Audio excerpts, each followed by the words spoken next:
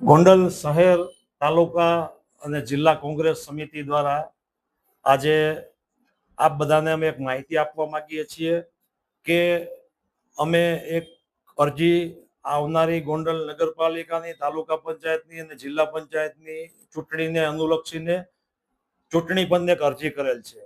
એ અરજીમાં એવું છે કે સરકારી અધિકારીઓ કઈ હદે શાસક પક્ષના લોકો સાથે જોડાયેલા છે એની માહિતી અમે આપેલી છે. અને એ માહિતી એ પ્રકારની છે કે ગોંડલ નગરપાલિકાના વિવાદિત ચીફ ઓફિસર એજે વ્યાસ કે જે પહેલેથી વિવાદોમાં ઘેરાયેલા છે, એમની ઉપર પહેલા પણ એક કોન્ટ્રાક્ટરને મારવાની ફરિયાદ થયેલી છે. ત્યારબાદ ગુજરાત હાઈકોર્ટમાં ખોટું સોગંદનામું કરવા અંગેની સરકારે એમને ચોક્કસ નોટિસ આપેલ છે અને એનો ખુલાસો પૂછેલો છે. હવેની બાબત એવી છે કે 14/3/2026 આપણી ગોંડલ નગરપાલિકાની બોડીની મુદત પૂરી થઈ.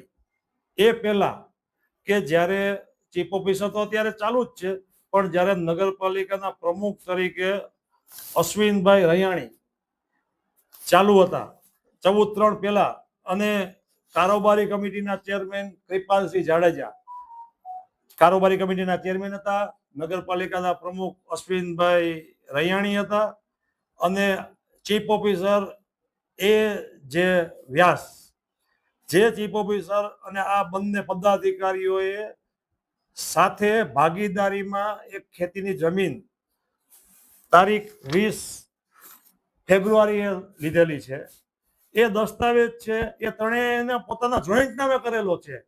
આ ઉપરથી તમે એટલું જો કે સરકારી અધિકારીઓ કઈ હદે નીચલી પારીએ ઉતરી ગયા છે. આ દસ્તાવેજ છે એ વ્યાસ સાહેબે પોતાના પત્નીના નામે કરાવેલો છે.